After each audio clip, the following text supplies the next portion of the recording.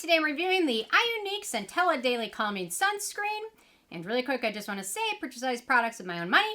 Never waste your time with sponsored ads or videos. So if you want to help support the channel, check out nobsb.com, check my Patreon community, or click on the links below.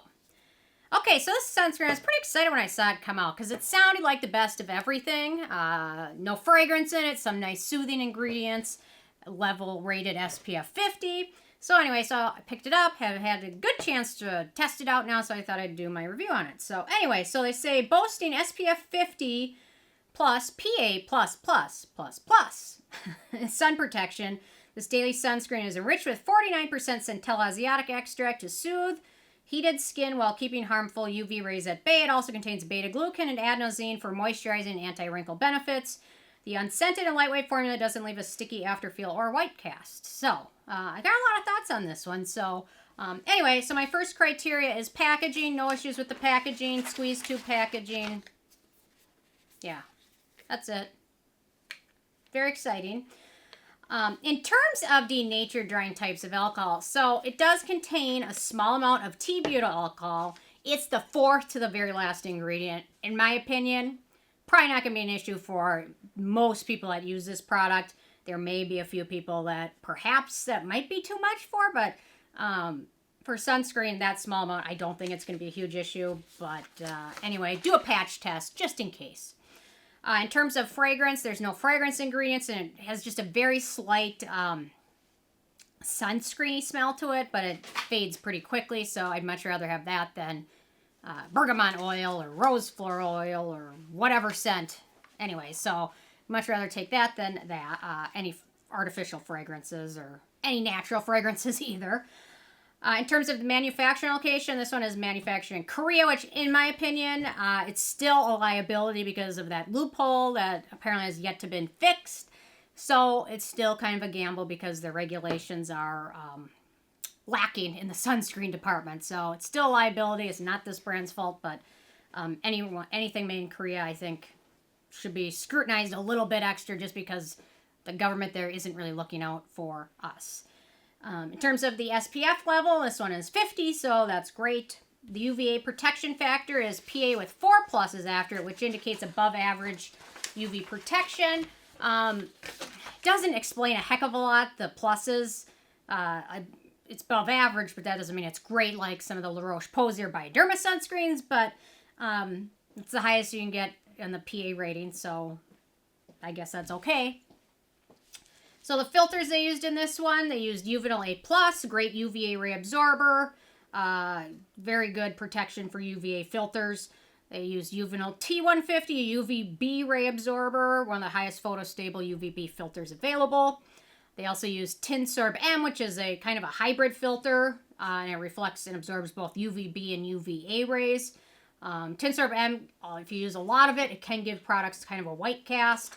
They must not have used a whole heck of a lot of it because I don't notice much white cast in this one. So it's kind of nice, but then it's kind of like, well, is that great? I don't know. Probably not. And then the last ingredient they use is polysilicone 15, a chemical sunscreen that protects in the UVB range.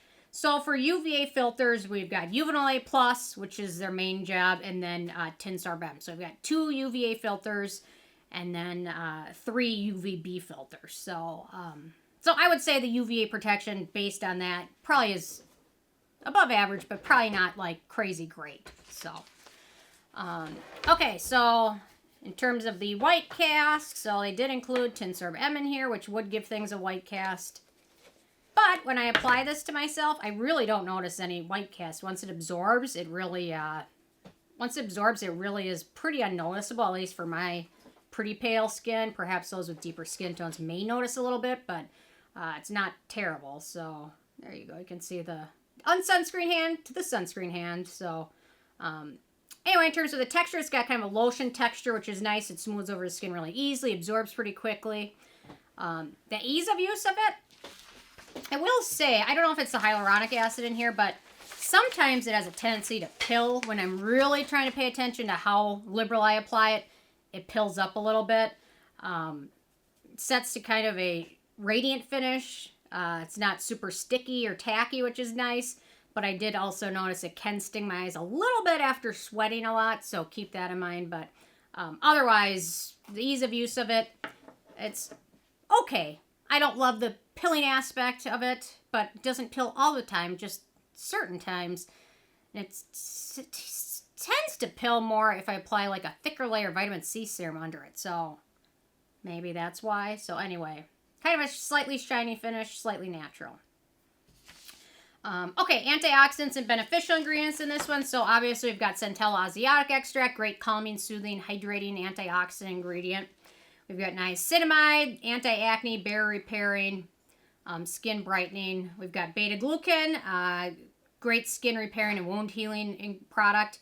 Mild antioxidant, great soothing and hydrating ingredient, potential anti-aging ingredient. And I don't know what I was saying. This doesn't have sodium hyaluronate in it, so I don't know why I was talking about that, but it still pills a little bit, so... Anyway, okay, then we've got Allantoin, a good skin soothing ingredient. We've got hydroxyacetophenone, which is an antioxidant preservative combo ingredient. We've got adenosine, cell communicating ingredient, can help with fine lines and wrinkles. Licorice root extract, antioxidant, soothing and brightening ingredient. And then finally we've got glucose, which is a humectant. Maybe that's the culprit. I don't know. And it doesn't pill all the time, just occasionally. So, okay, in terms of acneogenic ingredients, we've got 2. Sorbitan, Sesquioleate, and carbomer. So neither of them are terribly acneogenic, especially the carbomer's pretty benign for the most part. Okay, in terms of animal testing, Iunik is cruelty-free, so no issues with that. For performance, it's a decent sunscreen. I would trust this on a daily, day-to-day basis. If I'm outside swimming, sweating, super sunny, hot day, am I going to pick this one out of my batch? No. But I'm running a few errands. I'll be outside maybe 20, 30 minutes. It's a decent option for that. I don't dread using it. I will say definitely do a patch test because there are a few people reading reviews that mentioned it just irritated them and they didn't really know why. So, especially with sunscreens, doing a patch test is smart. Anyway, so it does feel hydrating without feeling like greasy, which I like.